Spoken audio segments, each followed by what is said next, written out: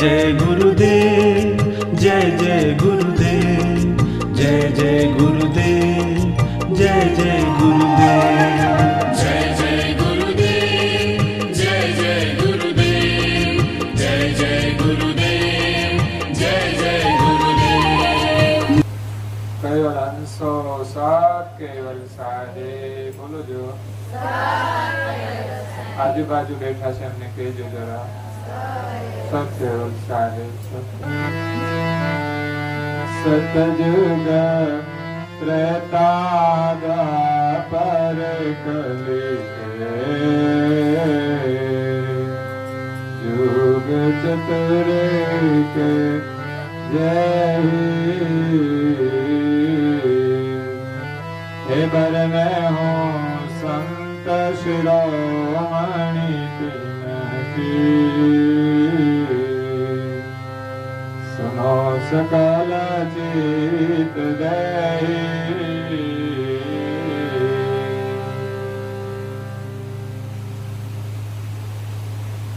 प्रेम भक्तजनों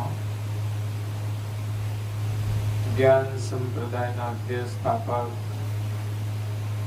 अनंत ब्रह्मांडाधीश विश्व नियंता सकर्ता सर्जनहारना परम विशेष अंश अनंत अंशोना तारणहार परम मोक्षना दाता कैवल धर्म धुरंधर महान समर्थ परम श्रेष्ठ परम विभूतिवान परम दयालु परम कृपा निधि सर्वज्ञ दिव्य परम गुरु श्रीमद करुणा सागर महाराज जगतना जिज्ञासु અને મોક્ષુ અંશોને યથાર્થ જ્ઞાનનો ઉપદેશ આપતા સ્વરચિત સક્રત ચિંતામણી ગ્રંથના ચોથા અંગને વિશે સંત અને આચાર્ય નો ઉપદેશ આપતા કહે છે कि सतयुग त्रेता द्वापर कली के युग चतुर के जेही आ सृष्टिनी रचना थई એને કहीं વર્ષો વીતી ગયા છે જેની ગણતરી વર્ષોમાં પણ ન થઈ શકે કેટલા વર્ષો વીતી ગયા છે પરંતુ એમની ગણતરી કરવી હોય તો એના માટે મોટું માધ્યમ છે યુગ ઘણા છોકરાના નામે યુગ રાખે છે લોકો યુગને જાણતા થયા છે તો યુગ કોને કહેવાય ખબર નહીં આપણે ત્યાં સમયનું માપ અત્યારે તો સેકન્ડ થી શરૂ થાય છે બાકી તો પલ પણ આવતી હતી એમાં સૂક્ષ્મ માપ પણ હતા પરંતુ વર્તમાન જે ગણિત છે એના માપ પ્રમાણે સેકન્ડ મિનિટ કલાક પછી દિવસ પછી વર્ષ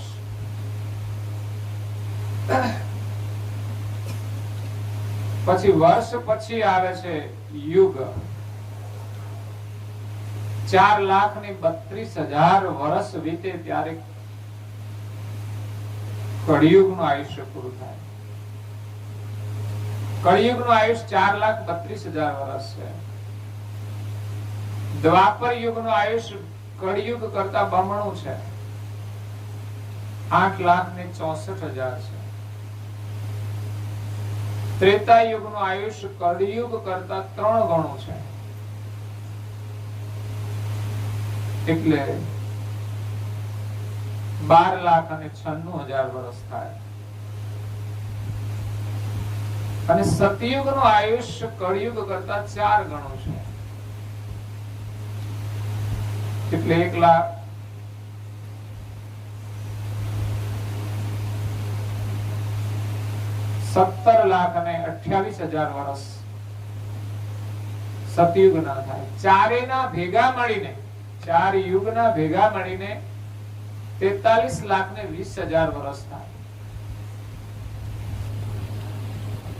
આ 4 યુગ પૂરા થઈ જાય એટલે ફરી પાછા 4 યુગ શરૂ થાય આ ચાર યુગના નામ છે સતયુગ, ત્રેતા, દ્વાપર અને કળયુગ. અત્યારે શું ચાલે છે? હે, શું ચાલે છે?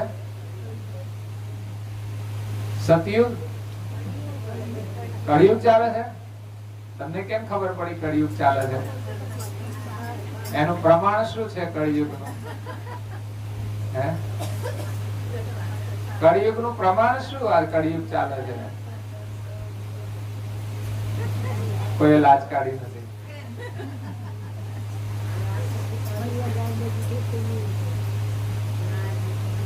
પેલા લોકો લાજ કાઢતા હતા, હવે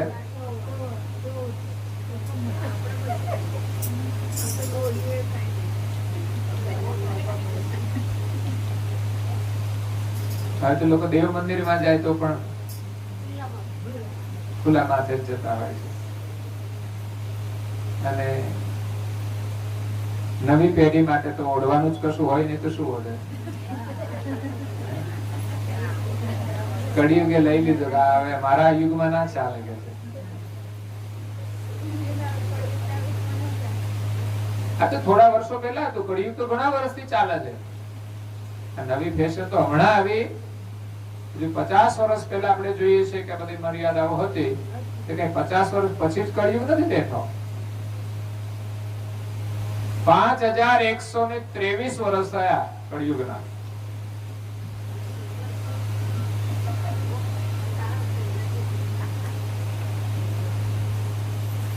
કળિયુગ જૂઠ અને પ્રપંચ છે, ચોરી છે, હેરી છે, આ જે વધુ પ્રમાણમાં થાય છે એ કળિયુગનું પ્રમાણ છે. બાકી તો પરંપરાઓ થોડી સમય પ્રમાણે બદલાયા કરે. પરંતુ જ્યારે મહાભારતનું યુદ્ધ થયું ત્યાર પછી કળિયુગ શરૂ થયો. મહાભારતમાં ઓછો પ્રપંચ થયો છે, પણ એ હતો ત્રેતાયુગ. ત્રેતાયુગમાં મહાભારત થયું તો કળિયુગમાં શું થશે? વિશ્વ યુદ્ધ થશે. પેલું તો ખાલી મહાભારત હતું, ભારતનું યુદ્ધ હતું. આ તો વિશ્વ યુદ્ધો થાય છે. અત્યારે જોઈએ છે ને આપણે સમાચારો દ્વારા એકાબીજા દેશો લડે છે. પેલા બહુ દેશ સાથે લડાઈ ઓછી હતી. દેશમાં વધારે લડાઈ હતી. એકબીજા દેશ લડે છે. તો વિશ્વ યુદ્ધ. કળિયુગની અંદર ઘર ઘરમાં ડખા હોય. આને શું કહેવાય? કળિયુગ છે કે નહીં? ઘણી વાર લોકો કહે નહીં કે અમારા ઘરમાં ડખો છે, પણ ખાનગીમાં થતો હોય. કારણ કે અત્યારે કોઈને ભેગા રહેવું, બે ભાઈઓને ભેગા નથી રહેવું કે પછી બે બહેનોને ભેગા નથી રહેવું, ખબર નહીં. ગમે અને એકને પેટમાં દુખે. પેટમાં કોને દુખે? જેની આવક વધારે હોય એને. જેને કામ ના કરવું હોય એને પેટમાં દુખે વધારે. જેને વધારે બહાર ફરવું હોય એને પછી ભેગા ના કરે. બહાર જુદા રહીએ તો સ્વતંત્ર. પણ ક્યારેક તો પરિસ્થિતિ એવી આવીને ઉભી રહી જાય કે ઈચ્છા પ્રમાણે બધું થતું નથી અને ગધા મજૂરી કરવી પડતી હોય છે. એટલે કળિયુગ છે, પરંતુ મને લાગે છે કે જેને ભગવાનનું ભજન કરવું છે એના માટે તો સતયુગ છે. કળિયુગની અંદર પણ આપણે સતયુગમાં જીવી શકીએ છીએ. અત્યારે આપણે બેઠા છીએ ને સતયુગમાં બેઠા છીએ. સત્સંગ સતયુગમાં થાય છે. આપણા ઘરની અંદર સેવા, પૂજા, પ્રાર્થના, ઉપાસના જો આપણે કરતા હોઈએ તો એ સમય સતયુગનો છે. રાત્રે 12 વાગ્યા સુધી ટીવી જોતા હોઈએ તો એ એ કળિયુગ ખરો. પછી કોણ સવારે વહેલા ઉઠે? સવારે મોડા ઉઠવું એ કળિયુગ છે. જૂના લોકો હજુ વહેલા જ ઉઠે છે, પણ કળિયુગના લોકોને તકલીફ પડે છે કે વહેલું ઉઠાતું. ગાયો ભેંસો ના દોવી હોય તોય ના ઉઠાય. બોલો, હું તો એમ કહું, પહેલાના લોકો ગાયો ભેંસો દોવાની હતી એટલે વહેલા ઉઠતા હતા. અત્યારે નથી કરવાનું તો એને વહેલા ઉઠીને ભજન કરવું જોઈએ. કેટલો લાભ છે, કેટલી અનુકૂળતા આપી છે. પણ હવે કઈ થતું, કારણ કળિયુગ આવ્યો છે. ઊંઘો એમ. ઊંઘવાથી મળવાનું શું? તમારે જેટલી જોઈએ એટલી ઊંઘ તો કરવી જ જોઈએ. સાંજે તમે 10 વાગે સુઈ જાઓ તો 6 કલાકની ઊંઘ પૂરતી છે. ઊંઘ કેટલી કરવી જોઈએ? કોઈએ એમ કહ્યું છે કે યોગી માટે 4 કલાકની ઊંઘ પૂરતી છે. 4 કલાક ઊંઘે યોગી તો પર્યાપ્ત છે. પછી યોગ કરે, ધ્યાન કરે તો એમાંથી એને ઊંઘનો આરામ મળી જાય છે. ભોગી માટે 6 કલાકની ઊંઘ પૂરી છે. જે સંસારમાં રહેતા હોય, ભોગ પ્રધાન જીવન છે, એના માટે 6 કલાકની ઊંઘ પર્યાપ્ત છે. અને રોગી માટે 8 કલાક. થોડા બીમાર હોય તો સ્વાભાવિક છે 2 કલાક વધારે ઊંઘવું પડે. મને લાગે છે કે વધુ ઊંઘ કરે છે બધા રોગી તો ખરા છે,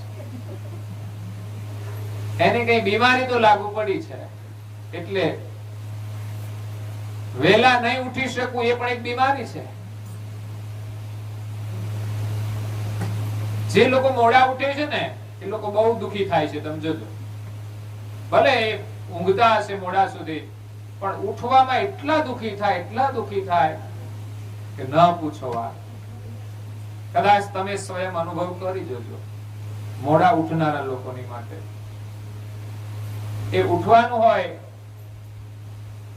7 વાગે ઊંઘ ઉડી, પછી આમ આંખો ખોલીને પાછી બંધ કરીને પાછા કે મોડા ઉઠીશું.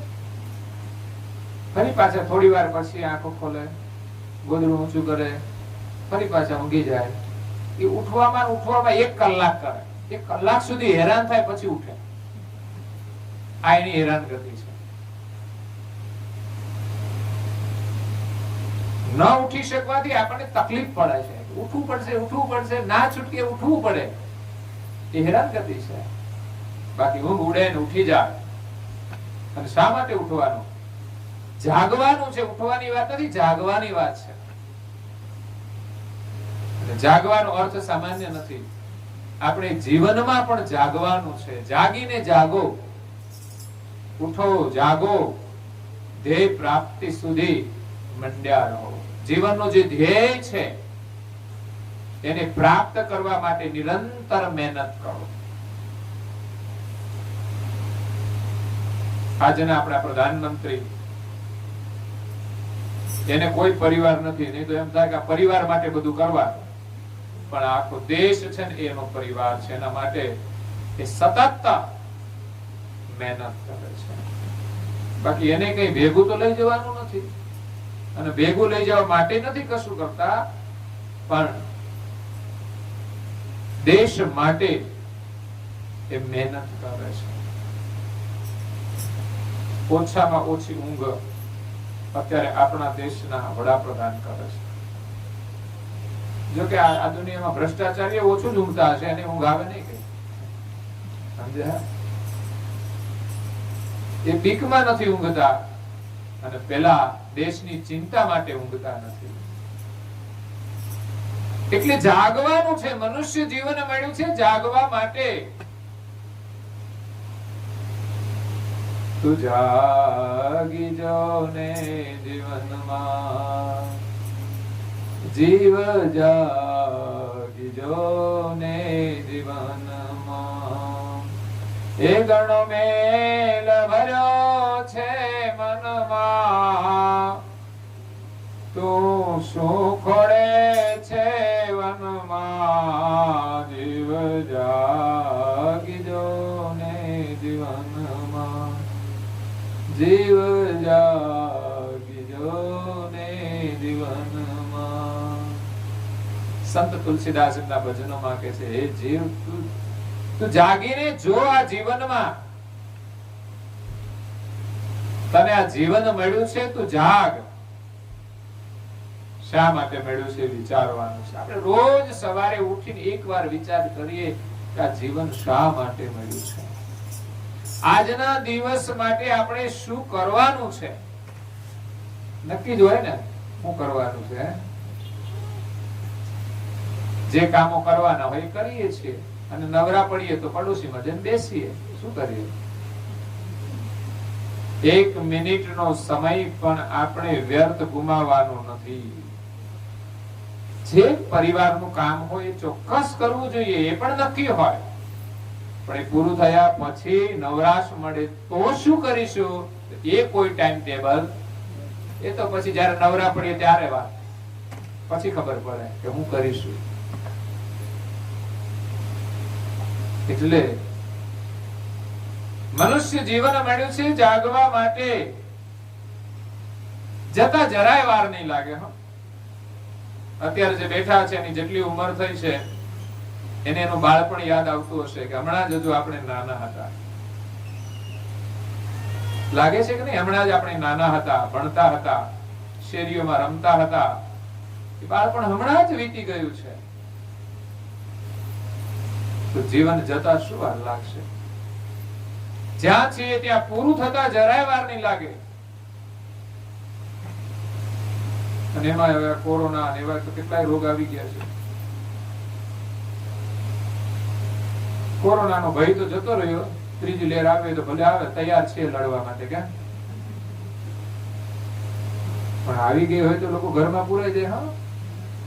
હા, ટપોટપ મરવા માંડે ને ત્યારે બીક લાગે છે. પહેલી લહેર કરતા બીજી લહેરમાં લોકોને થોડો ભય લાગ્યો. ઘણા લોકોને લઈ લીધા. પણ એમ કહેવાય છે વિશેષ ઉંમર વાળાને લીધા હશે, પણ એમાં યુવાનો ઝપટે ચડી ગયા. જેના અનેક સ્વપ્નો હતા, સારા સારા મકાનો બનાવ્યા, પણ રહેવા ના રહ્યા. એને ખબર નહોતી કે આ હું મકાન તો બનાવી રહ્યો છું, પણ આમાં રહેવાનું નથી. ભજન કરી લીધું તો સાથે લઈ જતા, બંગલો તો સાથે આવે નહીં.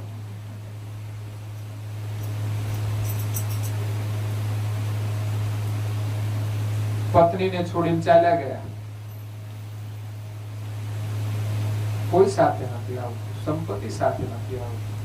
હા, જરૂરિયાત છે, ચોક્કસ મહેનત કરીએ, પણ ભજન ભૂલાવવું ના જોઈએ. મનુષ્ય જીવન ભજન માટે મળ્યું છે, તો વચ્ચે જે સમય મળે એમાં તો ભજન કરવું જોઈએ, કે પછી કળિયુગમાં જ રહેવાનું.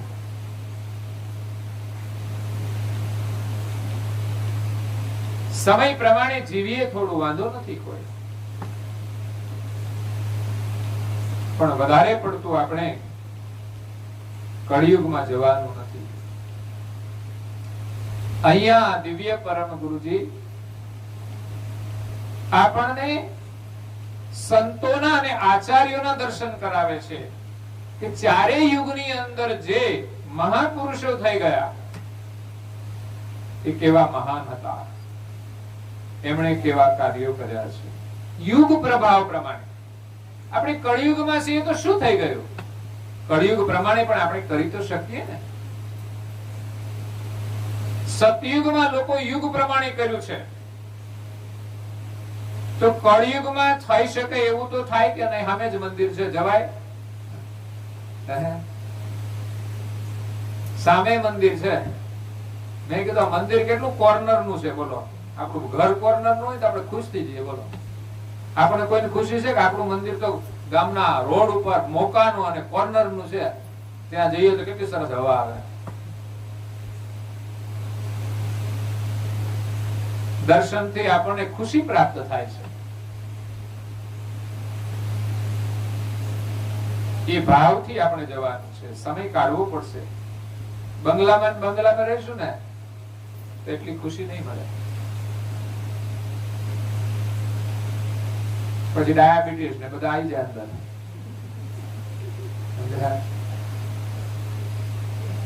પછી એમ કે તમને કે તમે થોડા ચાલો મંદિર સુધી જાઓ તો ડાયાબિટીસ કંટ્રોલ થાય, એમ કહે.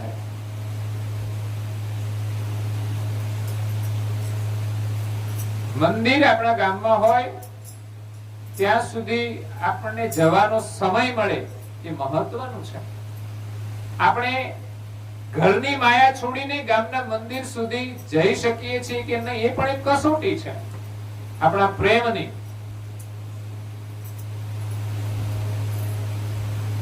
અને કદાચ પરમ ગુરુ સાક્ષાત અહીંયા મંદિરમાં આવ્યા હોય દર્શન આપવા માટે, તો આપણી પાસે સમય છે કે નહીં એની બેઠા બેઠા કસોટી કરે છે.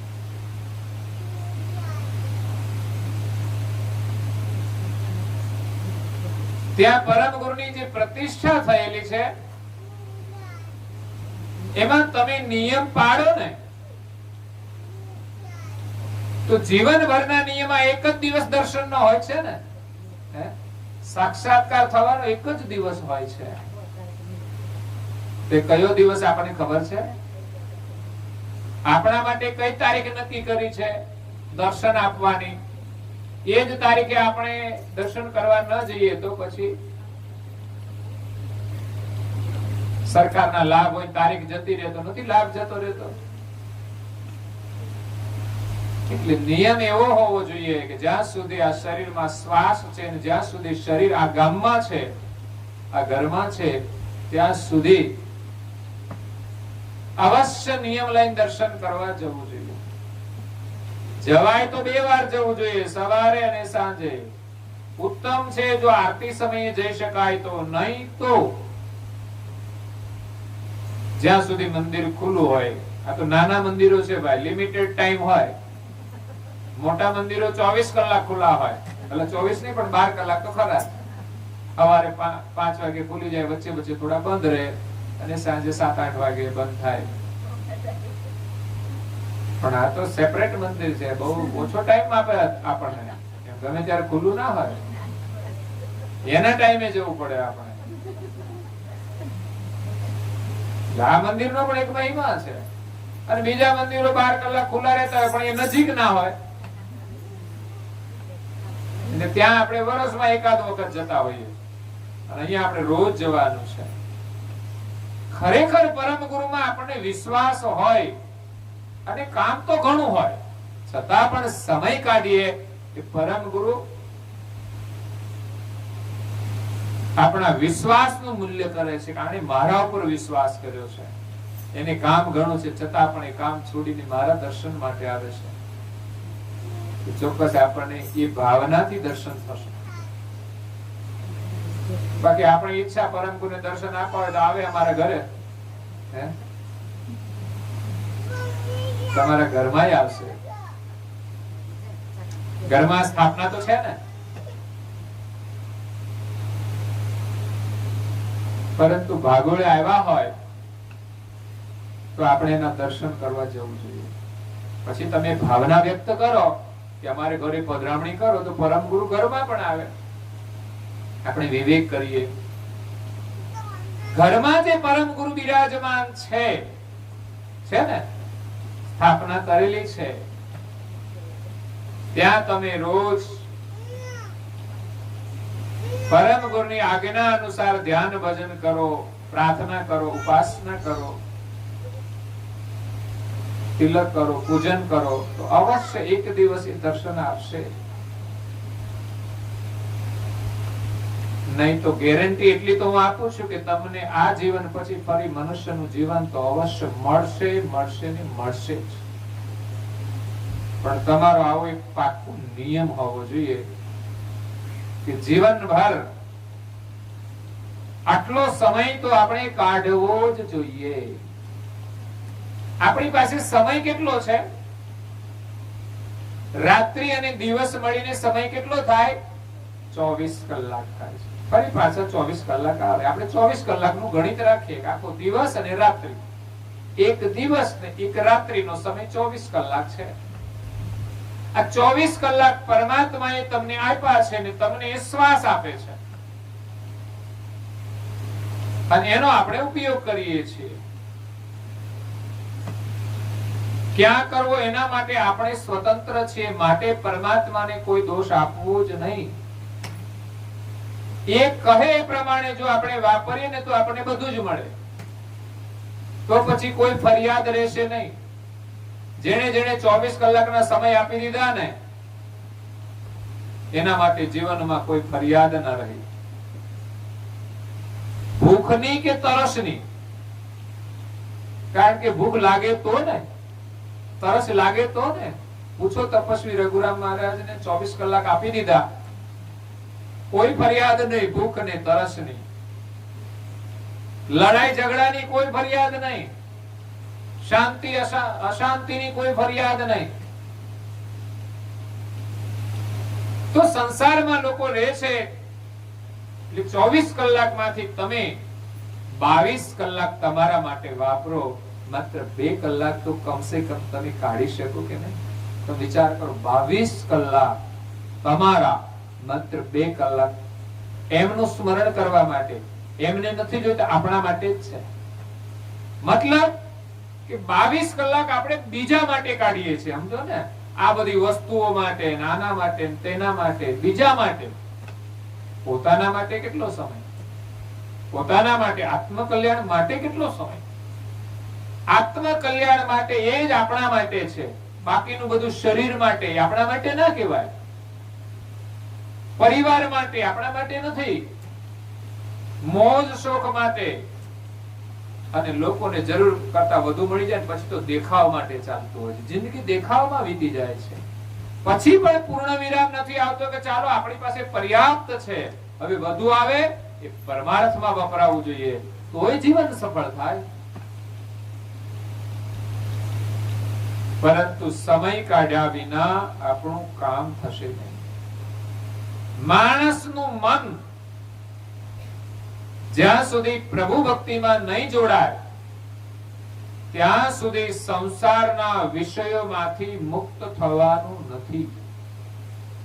પ્રભુ ભક્તિમાં ન જોડાય એટલે વિષયોનું જ ચિંતન કરશે,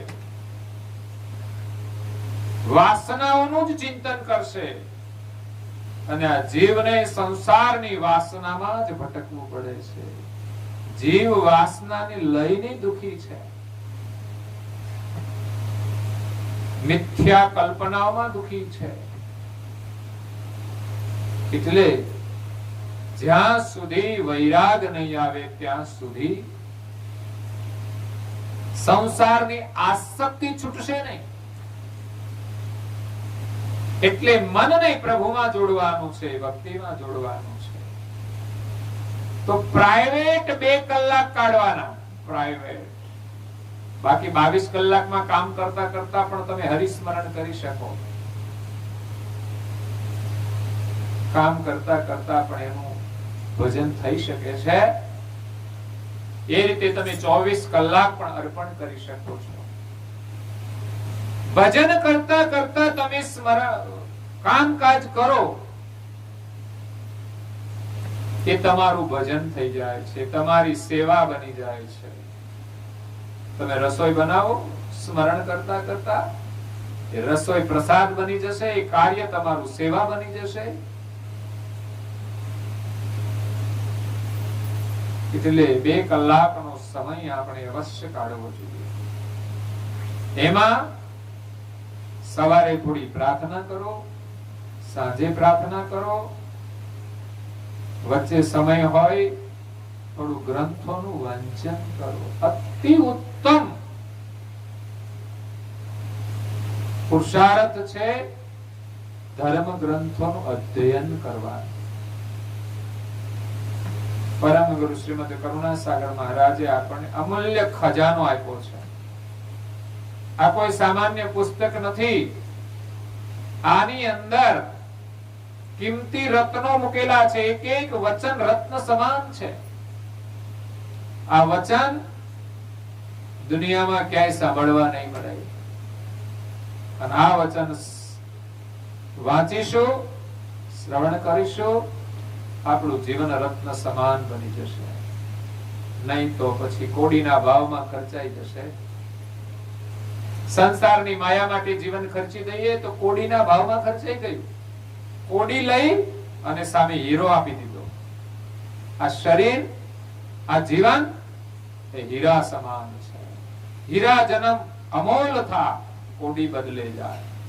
કોઈ સરસ કબીરજીએ વાત કરી છે.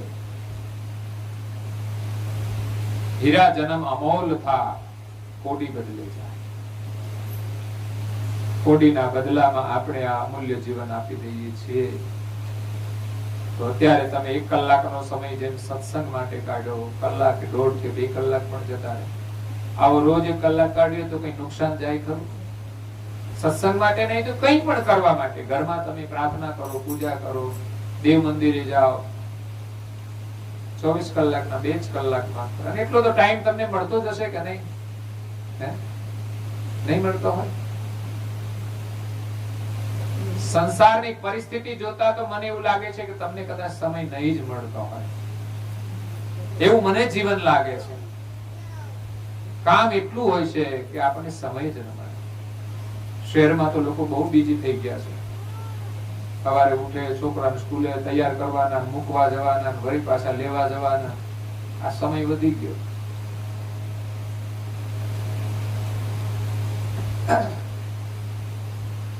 પણ છતાંય હું જોઉં છું ને લોકોને, તો લોકો નવરા જ હોય છે. બોલો, આપણે જોઈએ તો બજાર બેઠા હોય નવરા લોકો, ક્યારેક નીકળીએ તો અડોશ પડોશમાં બેઠા હોય નવરા લોકો. એમ જોઉં તો મને નવરા લોકો દેખાય છે. અને ઘણા નવરા ઘરમાં બેઠા હશે, ટીવી ચાલુ કરીને બેઠા હોય, અત્યારે મોબાઈલમાં બેઠા હોય. એમાં જોવાનું સારું હોય, આપણે જોઈએ તો સારું પણ છે, લાભ પણ છે.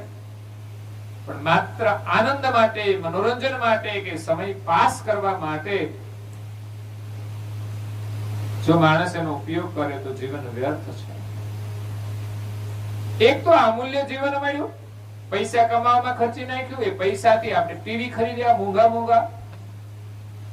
મોંઘી વસ્તુઓ ખરીદી, અને એ પણ આપણો સમય જ બરબાદ કરે છે. વિચારીએ તો કમાઈને કરીએ છીએ શું? તો કે જીવન બરબાદ કરીએ છીએ. જીવનમાં ઉપયોગી થઈએ, કોઈને ઉપયોગી થઈએ. જે બીજાને ઉપયોગી થાય એ સાચો યોગી છે. સ્વાર્થ માટે તો આ દુનિયામાં પશુ, પક્ષી અને બધા જીવે છે. મને લાગે છે કે એ કોઈને ઉપયોગી થાય છે કે નહીં? મને લાગે આપણા માટે નથી જીવતા હોય એવું લાગતું. પશુઓ કોના માટે જીવે છે? આપણે એની સેવા કરીએ છીએ. સેવા તો ખરી જ ને. સવારે વહેલા ઉઠીને વાસીદા કરવા, એટલે વર્તમાન સમય માટે તો ઘણું કઠિન કામ છે. લોકો મહેનત કરે ત્યારે એમ થાય કે ના, ખરેખર જીવન ઘણું જટિલ છે. વહેલા ઉઠવું જ્યાં કઠિન છે, અને પછી વાસીદા કરવાની વાત તો હવે બહુ અઘરી કામ છે. નવી પેઢી માટે જો વાસીદા કરવાનું થાય, છી થઈ જાય. એ વાસીદા કરવાનું છી કરે. ઘરે છોકરા જન્મ છે ત્યારે સફાઈ નહીં કરે, એ બધું છી નથી. છૂટકો જ નથી, મજબૂરી છે બધી. આ બધું છીછી જેવું હોય છતાં પણ સ્વીકારવું પડે છે. ભોગના સુખ બધા છીછી જેવા જ છે. આ શરીર આમ દેખાય સુંદર, તમે તૈયાર થઈને બેસો એટલે, કપડા સારા પહેરો એટલે, પણ ભીતરથી તમે જુઓ તો એની અંદર વિશેષ કોઈ સુંદરતા નથી. દુર્ગંધથી ભરેલો આ દેહ છે. એની સુંદરતા ક્યાં ખોવાઈ જાય છે કઈ ખબર પડતી નથી. અને એના જ પ્રભાવમાં આપણે બેભાન થઈને આ જીવન ગુમાવી દઈએ છીએ. માત્ર આ શરીરના ભાનમાં જ બેભાન થઈને આપણે જીવન ગુમાવી દઈએ છીએ. એટલે કહેવાનો મતલબ કે જાગવાનું છે, આપણે જાગવાનું છે. જીવન મળ્યું છે એ જાગવાનું છે.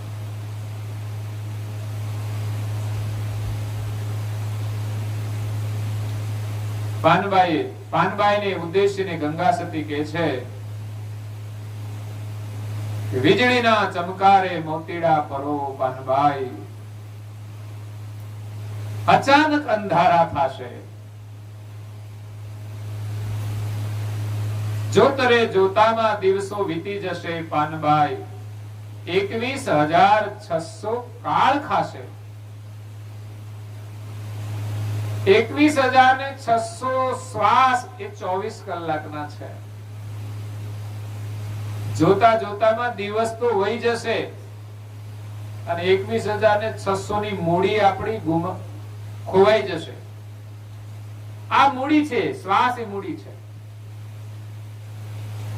કાળના ખાતામાં ચાલ્યા જશે. અને વીજળીના ચમકારા જેવું જીવન છે. સાંજે હરતા ફરતા હોય ને સવારે હુઈ જાય. ઘણા લોકો રાત્રે હુઈ જાય પછી ઉઠે જ નહીં.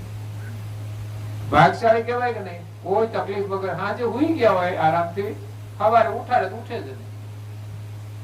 કેટલું સુખદ મોત.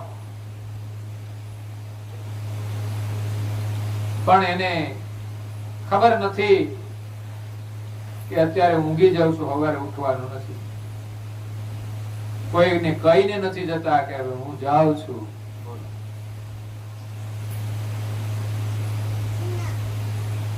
એટલે બધું એક દિવસ છોડી દેવાનું છે, એ તો નક્કી જ છે.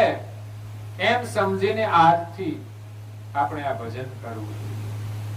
એની પાછળ નહીં દોડવું જોઈએ. પ્રેમ રાખો હોય ત્યાં સુધી. નહીં તો ઘણી વાર જેની સાથે પ્રેમ રાખવાનો હોય એની સાથે લોકો પ્રેમ નથી રાખતા અને દુઃખી થતા હોય છે. ઘરમાં માતા પિતા હોય એની સાથે પ્રેમથી રહેવાનું હોય,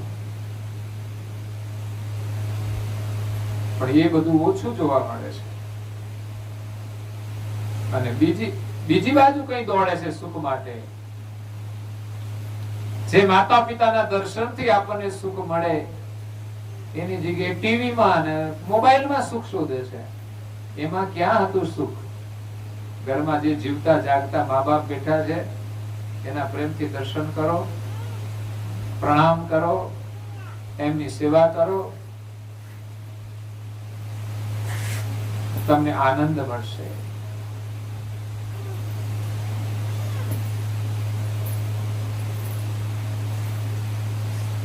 તો અહીંયા દિવ્ય પરમ ગુરુ કહે છે કે સતયુગ, ત્રેતા, દ્વાપર, કલી કે યુગ ચતુર કે જેહી. 4 યુગના જે મહાપુરુષો થઈ ગયા બરને હું સંત શિરોમણી તિનકી સુનો સકલ ચિત દેહી. એ સંતો અને આચાર્યોનું વર્ણન કરે છે. તમે બધા ધ્યાનથી સાંભળો. આ દર્શનીય મહાપુરુષો છે. સતયુગમાં કોણ કોણ મહાન પુરુષો થઈ ગયા, ત્રેતા યુગની અંદર કેવા મહાપુરુષો થયા, દ્વાપર યુગની અંદર કેવા મહાન પુરુષો થયા, અને અત્યારે કળિયુગમાં પણ ઘણા મહાન પુરુષો છે. મહાન તપસ્વી રઘુરામ મહારાજ કેટલા વર્ષ પહેલા થયા? કળિયુગ તો 5000 વર્ષથી ચાલે છે. એમને તો હજુ 150 વર્ષ થયા છે. એટલે અનેક દર્શની મહાપુરુષો છે જેનું વર્ણન દિવ્ય પરમ ગુરુ કરે છે અને કહે છે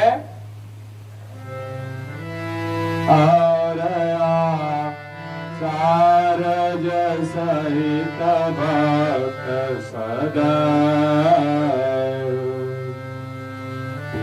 ભિન્ન કરી બાતો સાત ગન કે લક્ષ સબન કો સમજ પડે ક્યાં બાતો. और आचार्य सहित भक्त सद ઘણા સંતો થઈ ગયા, ઘણા ધર્મ ગુરુઓ આચાર્યો થઈ ગયા અને સદભક્તો થઈ ગયા. ભિન્ન ભિન્ન કરી ભાખું, ભિન્ન ભિન્ન રીતે વર્ણન કરીને કહું છું. શાહા ઠગન કે લક્ષ્ય સબન કો, એમાં ઘણા મહાન પુરુષો થઈ ગયા જે સાચા હતા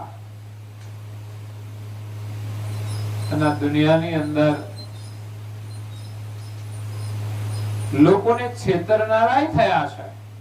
ધર્મના નામે ધતિંગ કરનારાય ઘણા હોય છે.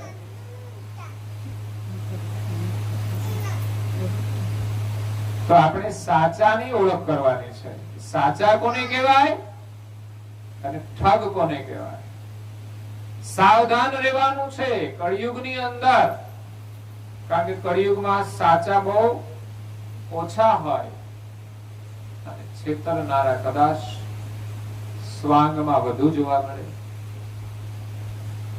ઘણા જૂઠા લોકોનો પર્દાફાશ થતો હોય છે. આપણે હવે તો મીડિયા થઈ ગયા એટલે આપણને જાણવા મળે. એક બાબા હતા, લોકો દુખી તો છે જ, અને બાબા લગભગ લોકોના દુઃખ મટાડવાનું જ કામ કરે. તમે ચપટીમાં દુઃખ મટાડી દે.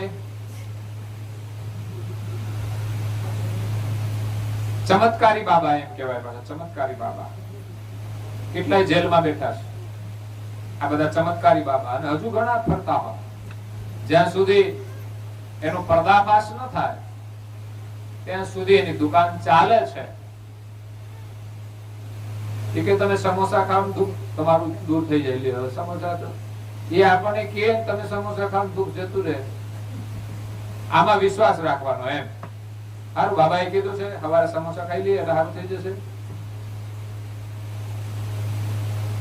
આવા ઈલાજ હોય છે.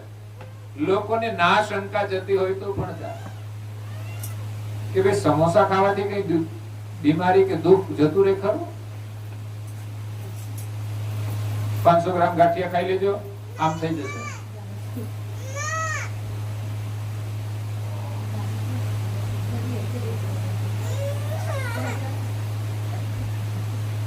એક બાબા, ચમત્કારિક બાબા, કે તમે પૈસા આપો એને ડબલ કરી દેવાના. વિચાર કરો. અને મૂર્ખ લોકો હોય છે કે એમની પાસે જે ડબલ કરવા જાય. બેંકો તો બહુ વર્ષે ડબલ કરે ને બાબા જો થોડા દિવસમાં ડબલ કરી આપતા હોય તો આપણને વિશ્વાસ આવે કે હાલો બાબા કેમ કરી આપે? ચમત્કારિક છે. એમને ઘરે જેમ કેમ છાપખાનું હોય. લોકોને આ રીતે મફતનું મળવામાં વિશ્વાસ વધારે આવે. તમે જોજો, ક્યાંય પણ કોઈ ચમત્કાર કરતું હોય તો આપણે તેમ તે ગાલો જઈએ. આપણે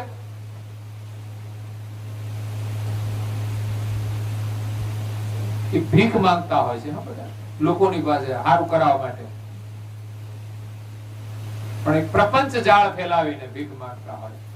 પેલા ભિખારી હોય ને એમ જ કે અમને આપો 5-10 પૈસા આપો, સીધી વાત છે. અને આ બધા પ્રપંચ જાળથી લોકોની પાસે ભીખ માંગતા હોય છે. કે તમે 1000 આપો 2000 થઈ જશે. એટલે આવા ઠગ લોકો શું કરે ખબર? પેલો 1000 આપે ને એટલે કે બીજા દિવસે તમે આવજો 2000 મળશે. બીજા દિવસે 2000 આપી પણ દે. પેલાને વિશ્વાસ આવે થોડો, પછી કે તમે 2000 આપશો એટલે 4 મળશે. લોકો 2 પછી મૂકે દાવ પર. આ જુગાર રમવા જેવું છે. થોડો જીત્યો એટલે ડબલ મૂકે, 2 મૂકે એટલે બીજા દિવસે 4 આપે. બાબા ચમત્કારિક છે. પછી તો પ્રચારે ચાલુ કરી દે. 4 ના 8 આપે, 8 ના 16 આપે, 16 ના 32 આપે. પછી એમ લાગે કે હવે મોટી ફિગર થઈ છે, બીજા દિવસે ગાયબ, અદ્રશ્ય થઈ જાય. બાબા ચમત્કારિક એટલે અદ્રશ્ય થતા વાર લાગે. વિચાર કરો, આવા બાબા છે બધા ચમત્કારિક. એટલે ક્યાંય લાલચથી કામ નહીં કરવું જોઈએ. ભગવાનમાં ભરોસો રાખો. બાકી આવા દુનિયામાં જે ઢોંગી હોય, દુતારા હોય, એમાં ક્યાં વિશ્વાસ નહીં રાખવો. જીવનમાં સારું કામ કરો, ચોક્કસ ભગવાનના આશીર્વાદથી તમે સુખી થશો, તમારી સમસ્યા દૂર થઈ જશે. તમારું ભાવિ તમારા હાથમાં છે, નહીં કે કોઈના હાથમાં. કોઈ તમને સુખી કરી દે એમાં ક્યાંય શ્રદ્ધા રાખવી નહીં.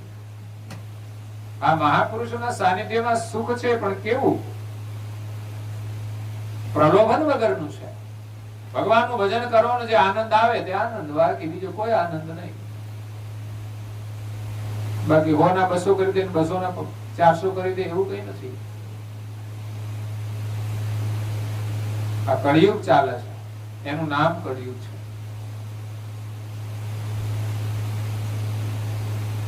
એક મહાત્મા દુર્ગા દેવીની પૂજા કરે. દુર્ગાની પૂજા કરતા કરતા દુર્ગા માતા એમને એક શંખ આપ્યો. શંખ થોડો ચમત્કારી.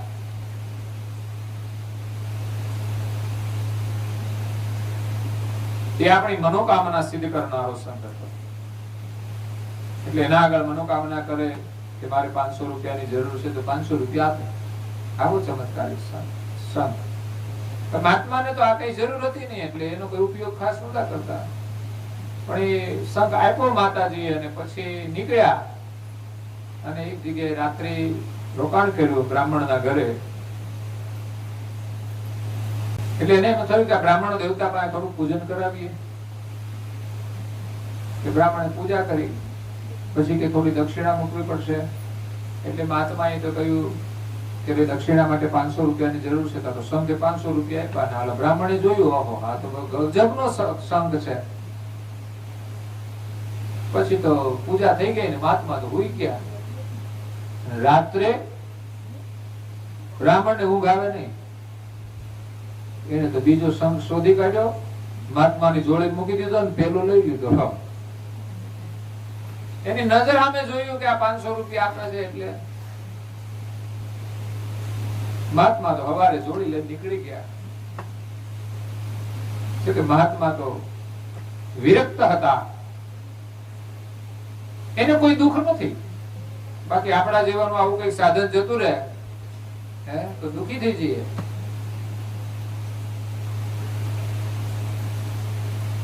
એટલે મહાત્માને ખબર પડી અને એને અંદાજ પણ હોય કે લોભી ને લાલચુ લોકો હોય ને એની નજર ત્યાં જ હોય. એટલે એ શંખ ચોરાઈ ગયો અને નકલી મૂકી દીધો. પછી તો એ કઈ કામ કરે ને, પણ ફરતા ફરતા મહાત્મા તો દુર્ગા દેવી પાસેથી બીજો શંખ લઈ આવ્યા.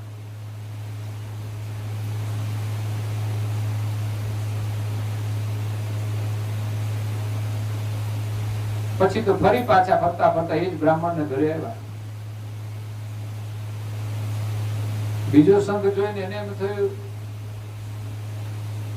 મહાત્માએ કહ્યું કે આ શંખ તો બહુ વધુ ચમત્કારિક છે, આપણે જેટલું માંગીએ એના કરતા બમણું જ આપે છે. કે તમે 500 માંગો એટલે 1000 આપે.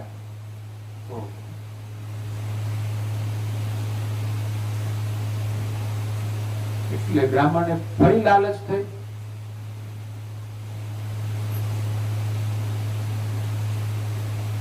આપણે કહીએ કે મને 500 રૂપિયા આપો એટલે શંખ બોલે પાછો, હું તમને 1000 આપીશ. બ્રાહ્મણ તો સાંભળીને ખુશ થઈ ગયો કે આ રાત્રે લઈ લેવો છે. એ પેલો શંખ પાછો મૂકી દીધો, આગળનો હતો ને એ કે આ તો મૂંગો હતો, આ તો બોલે છે સરસ. એટલે પેલો શંખ લઈ લીધો. પછી પેલા બ્રાહ્મણે કહ્યું કે મને 500 રૂપિયા આપો એટલે શંખ બોલે હું તો 1000 આપીશ. બોલે ખરો પણ આપે નહીં. પેલો બ્રાહ્મણ રાહ જોઈને બેસી રહ્યો કે મારે 500 રૂપિયાની જરૂર છે કે હું 1000 આપીશ. આપવાના નહીં. ઘણા લોકો નથી લઈ જાય છે પછી હું તને આપીશ આપીશ આપીશ, પણ આપે તો કેશો કે આપીશ પણ આપતો તો નથી, કે હું લપોડ સંઘ છું. ઘણા લોકો નથી કે આ લપોડ સંઘ છે. પૈસા આપે નહીં ને એ પછી લપોડસમ કહેવાય. કે ખરા હું આપીશ ને આપે નહીં એ લપોડસમ. ત્યાં લપોડસમ હતો કે હું કહું ખરો પણ આપવું નહીં, અને પેલો મૂંગો હતો બોલે નહીં પણ આપે, એટલે છેતરાઈ ગયો લાલચમાં, અને જે બીજાનું લીધું હતું એ જતું રહ્યું. આ કુદરતનો નિયમ છે. આપણું જ આપણને મળશે, કોઈનું આપેલું આપણને મળવાનું નથી. માનો કોઈ આપણે 5,000 આપી દીધા, એનાથી આપણે ખુશ થવાની જરૂર શું? એના 5,000 આપણે કોઈ દિવસ આપવા નહીં પડે? ગમે તે રીતે પ્રેમથી આપ્યા હશે તો પણ આપવા પડશે, અને કોઈના લઈ લીધા હશે તો પણ આપવા પડશે. પણ ફરક એટલો છે કે પ્રેમથી આપેલા હશે એનું પરિણામ બહુ દુઃખદ નહીં હોય, પરંતુ કોઈના લઈ લીધા હશે એને દુખી થઈને આપવા પડશે. એટલે બને ત્યાં સુધી તો કોઈની આશા જ નહીં રાખવી જોઈએ. આપણી મહેનતનું જ આપણે ખાવું જોઈએ, આપણા અધિકારનું જ લેવું જોઈએ, અને આપણાથી બીજાને આપી શકાય તો સારું છે, બાકી લેવાની વૃત્તિ નહીં રાખવી જોઈએ. ઘરમાં લડાઈ ઝઘડા છે શાના? મારા ને તારા ના કે બીજા કઈ? જન્મમાં ત્યારે કઈ લઈને આવ્યા હોય તો કયો કે આ મારું છે. અહીં આવીને આપણે દાવા કરીએ, બાપ દાદાની મિલકત ઉપર લડાઈ કરીએ કે આ બધું મારું. અધિકાર, લગ્ન થઈ ગયા એટલે અધિકાર, અડધું મારું, મારા નામે કરી દીધો. નામે ના કરી દે તો પછી છૂટા પડી જાય. અત્યારે વિશ્વાસ નથી સંબંધોમાં. પેલા તો મોટા ભાગે ભાઈઓના નામે જ મિલકત હતી ને, હવે 50% બહેનોના નામે થવા માંડી. એના પાછળનું કારણ એ પણ છે કે ભાઈઓનો હું ભરોસો ક્યારે છૂટાછેડા આપી દે. એટલે હકદાર તો ખરા જ, અડધી મિલકતના હકદાર છે. આ કઈ શાકભાજી છે ગમે ત્યારે લઈને ગમે ત્યારે છોડી દઈએ, અને એ મિલકત વગર ખરેખર તો અડધી મિલકત લઈને જ જવું જોઈએ. કાયદેસર છૂટા પડવાનું હોય. અત્યારે તો લોકો પ્રેમથી સમાધાન કરવા વાળા છે, કોર્ટમાં લડવા વાળા છે. ઘણા લોકો બદલો લેવાની વૃત્તિથી કામ કરતા હોય છે. કે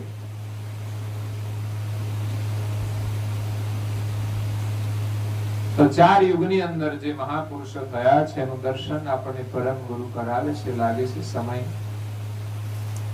થાય છે તો વિશેષ કથા હવારે શ્રવણ કરીશું. સુઈ જવું છે ને? આરામ કરીશું. બહુ સમય થોડું થોડું ખાઈએ તો પચવામાં સારું રહે. જેટલું પચે એટલું શ્રવણ કરીએ, જેટલું શ્રવણ કરીએ ધ્યાનથી શ્રવણ કરીએ, અને જે શ્રવણ કરીએ એમાંથી થોડું જીવનમાં ઉતારવાનું છે, માત્ર થોડું. આપણું જીવન બદલવા માટે માત્ર કથાના થોડા જ વચનો પર્યાપ્ત છે.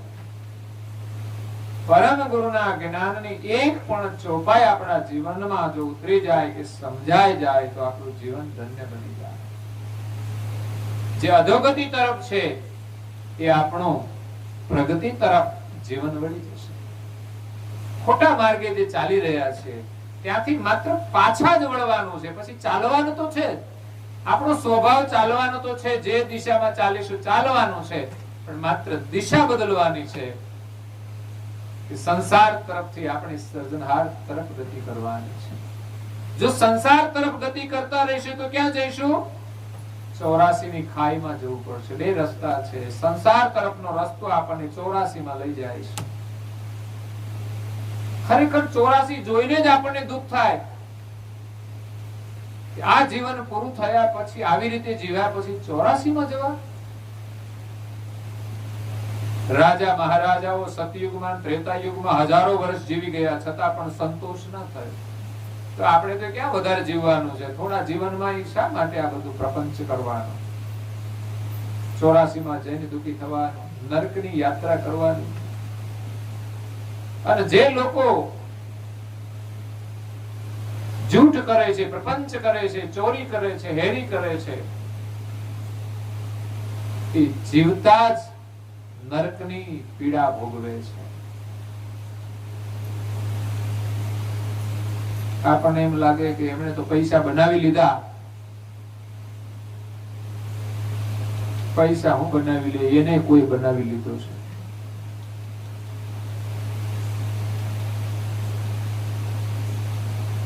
જૂઠ અને પ્રપંચથી કઈ મેળવે એમાં સુખ અને શાંતિ હોતી જ નથી. એ માણસ શાંતિથી ઊંઘી શકતો નથી, શાંતિથી ખાઈ શકતો નથી, શાંતિથી જીવી શકતો નથી. અને માણસ જેટલો ધર્મથી જીવે છે, ન્યાયથી જીવે છે, નીતિથી જીવે છે, એ ગરીબ માણસ હોય છતાં પણ આનંદથી જીવતો હોય છે. ગરીબ માણસ એક ઝૂંપડામાં રહેતો હોય છે, અમીર માણસ 1 કરોડના બંગલામાં રહેતો હોય છે. સુખી કોણ છે? ડાયાબિટીસ વાળા કે પછી પેલા ડાયાબિટીસ વગરના સુખી? બંગલામાં રહે છે ને ડાયાબિટીસ વાળા છે. ડાયાબિટીસ આમ બજારે ફરે જ નહીં, ઝૂંપડામાં જાય જ નહીં કે આ મજા જ ના આવે, મજા જ ના આવે. અહીંયા કોઈ આપણો આદર જ ના કરે, સ્વાગત જ ના કરે. મોત તો કે બંગલામાં જ આવે, ત્યાં જ જાય. બોલો, ડાયાબિટીસ. પછી તો બીજા ઘણા હોય એના પગા બધા, એનો પરિવાર બધો, પણ એને મજા બંગલામાં આવે. બોલો, એસી ચાલતો હોય ને હું મજા આવે હોવાની. ડાયાબિટીસ માટે એસી હોય. બોલો, પેલો ખેતરમાં ફરતો હોય ત્યાં ડાયાબિટીસ કરે હું આવ્યો હોય તો ભાગી જાય. મોટા ભાગે તો નથી આવતો, કારણ કે પરિશ્રમી લોકોને આ સમસ્યાઓ નથી થતી. જીવન આપણું પરિશ્રમમય હોવું જોઈએ, પુરુષાર્થમય હોવું જોઈએ.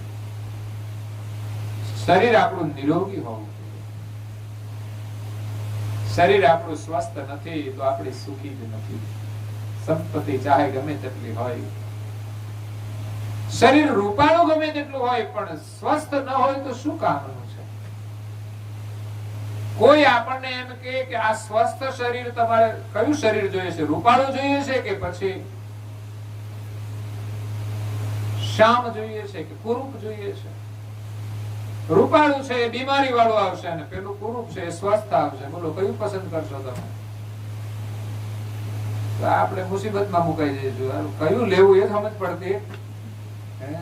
રૂપાળું ગમે પણ એમાં કે શાંતિ મળે ને. બીમાર હોય તો કરવાનું શું? અને પેલું સારું ખરું પણ હવે કોઈ હામું જોવે, બધાને હામું જ જોવરાવું છે. સારા કામ કરો તો હામું જોવે બધા, બાકી શું જોવે? ઘરમાં બે લડતા હોય એકબીજાને હામું જોવે? હારા રૂપાળા મુખ હોય તો લડે તો કોણ હામું જોવે? એકબીજાનું મોં જોવું ગમે ને. ઉંમર થઈ જાય પછી કોઈ આપણે હામું જોવાનું. એ જ આ શરીર છે. નાનું હતું ત્યારે બધા ખોળામાં લઈને રમતા હતા, રમાડતા હતા. એનું એ જ શરીર છે. શરીરને શરીર ભાવથી જુઓ. રૂપ ગમે તેટલું હોય તો પણ શું? પછી યુવાન હોય તો શું, બાળક હોય તો શું, કે વૃદ્ધ હોય તો શું? એની અંદર જે ચૈતન છે એ તો એનો એ જ છે.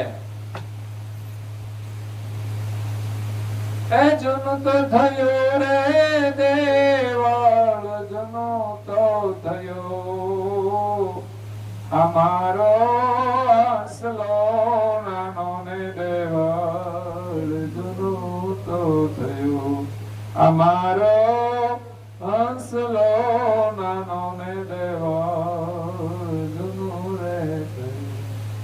ઉંમર શરીરની હોય છે, ચૈતનની કોઈ ઉંમર નથી.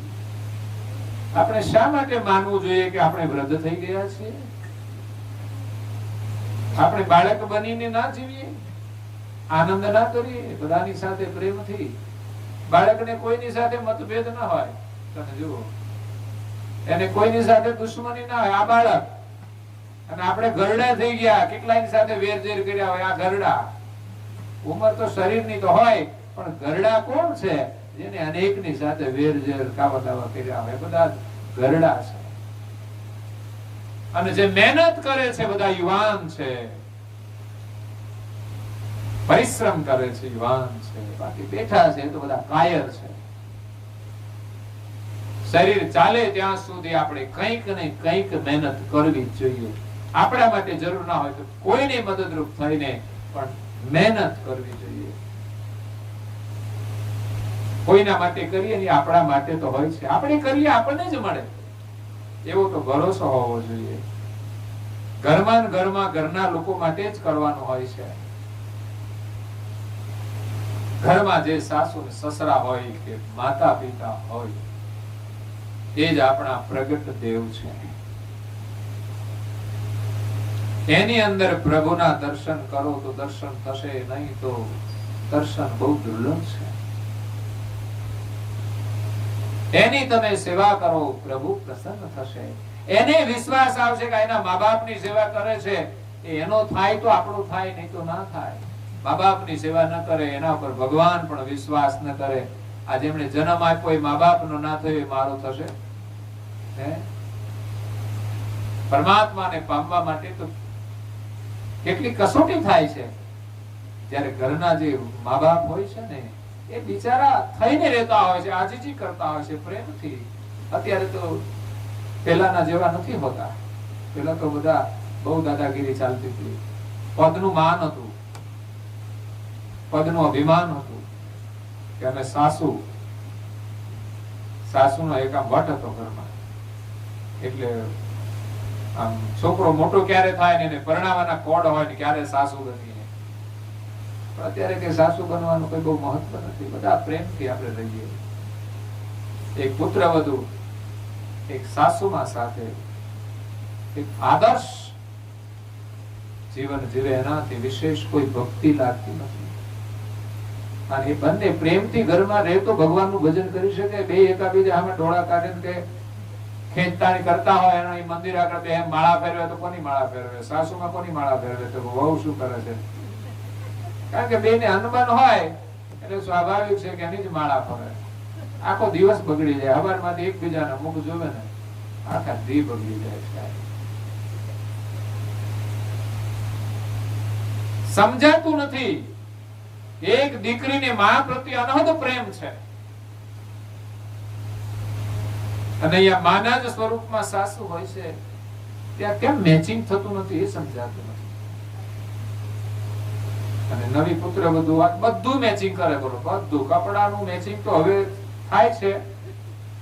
પેલા માત્ર કપડાના જ મેચિંગ હતા, હવે તો કપડાના મેચિંગ સાથે 10 બીજા મેચિંગ કરે.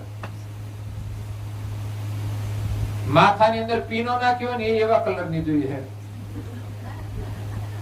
કાનના લટકણિયા હોય એ એવા કલરના જોઈએ. હાથમાં કઈ પહેર્યું હોય એ પાછું એવા કલરનું હોય. જેટલા શણગાર હોય બધા મેચમાં આવવા જોઈએ. અને છેલ્લે જુતિયા પહેર્યા હોય એ પણ મેચિંગમાં આવવા જોઈએ. બોલો, જુતિયાનો કલર એ મેચિંગમાં હોય. એટલે 10-15 જોડી જુતિયા હોય. કેમ તો કે ભાઈ કમસે કમ 10 કલર તો હોય જુદા જુદા. એટલે બધા મેચિંગમાં સેટ થઈ જાય. પણ સાસુમાં સાથે સેટ ના થઈ ગયો. આ મેચિંગ બધું થઈ ગયું ને આમની સાથે ના થઈ ગયું.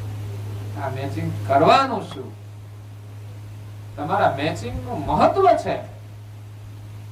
તમે તમારા મેચિંગ સાથે સાસુમાની સાથે પ્રેમથી વાત કરતા જતા હો ને, અડોશી પડોશી તમારા આમ જોઈ રહે કે વહુ આવી છે ઘરમાં કે પછી કોઈ દેવીનો અવતાર છે. પરિવારમાં બધાની સાથે મેચિંગ થાય પછી તમારા મેચિંગની જો શોભા વધે.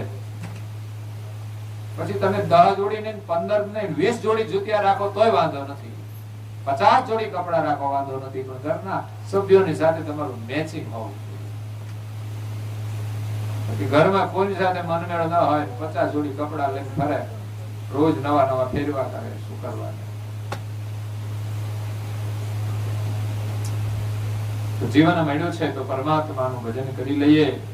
મહાપુરુષોના જે વચનો છે એ શ્રવણ કરી એમના દર્શન કરીએ. પરમ ગુરુના વચનો તો આપણું કલ્યાણ કરનારા છે, પરમ મોક્ષ આપનારા છે. આપણું અહોભાગ્ય છે કે પરમ ગુરુના આપણને દર્શન થાય છે ને એમના વચનામૃત શ્રવણ કરવા મળે છે. તમે માત્ર મંગલાચરણનો પાઠ કર્યો ને એ પણ તમારા માટે આશીર્વાદરૂપ છે. આ મંગલાચરણ કોઈ સાધારણ નથી. કરુણાસાગર મહારાજશ્રીએ કરેલું મંગલાચરણ પરમાત્માની કૃપા મેળવવા માટે, સર્જનહારની કરુણા પ્રાપ્ત કરવા માટેનું આ મંગલાચરણ છે. પરમ ગુરુના આ દર્શન છે મંગલાચરણ. એને આપણે વંદન કરીએ મંગલાચરણના ભાવથી, શબ્દોથી. એટલે આ વચન છે ને એ બહુ પવિત્ર છે. આ કોઈ આપણા ગોઠવેલા નથી શબ્દો, આ કોઈ કવિની કવિતા નથી. અનુભવી મહાપુરુષના હૃદયમાંથી આ જે નીકળેલા વચનો છે મંગલાચરણ છે, મંગલ આચરણ, કલ્યાણ કરનારા છે. અને એ આપણા મુખમાંથી નીકળે તો વચનો પવિત્ર છે. જ્યારે મુખમાંથી બોલાય ને બોલવું પાછું. હો, તમને વાંચતા આવડે તો વાંચો, સાથે બોલજો. કારણ કે વાણી નીકળશે તો તમારી વાણી પવિત્ર થઈ જશે. મનથી બોલશો તો મન પવિત્ર થઈ જશે. પછી ધીમે ધીમે બુદ્ધિથી અવલોકન કરશો તો બુદ્ધિ પવિત્ર થઈ જશે. પછી હૃદયમાંથી જ્યારે પ્રેમ પ્રગટ થશે તો હૃદય પવિત્ર થઈ જશે. આ છે પ્રાર્થના. તો વિશેષ કથા આપણે સવારે શ્રવણ કરીશું. ત્યારે કથાને અહીંયા વિરામ આપીએ છીએ. અસ્તુ સત્યવલ સાહેબ જય જય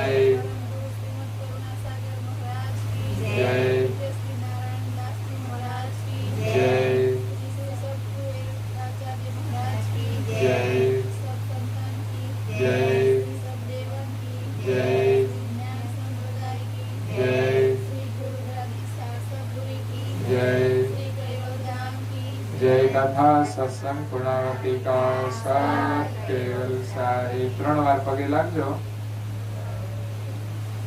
હાથ ખોળામાં ખુલ્લા રાખીને સત્યવલ સાહેબ. કંઈક પરમ ગુરુ આપણને આપશે ખુલ્લા હાથમાં. સત્યવલ સાહેબ બોલો જો. બાજુવાળાને કહેજો 2 હાથ જોડીને સત્યવલ સાહેબ, સત્યવલ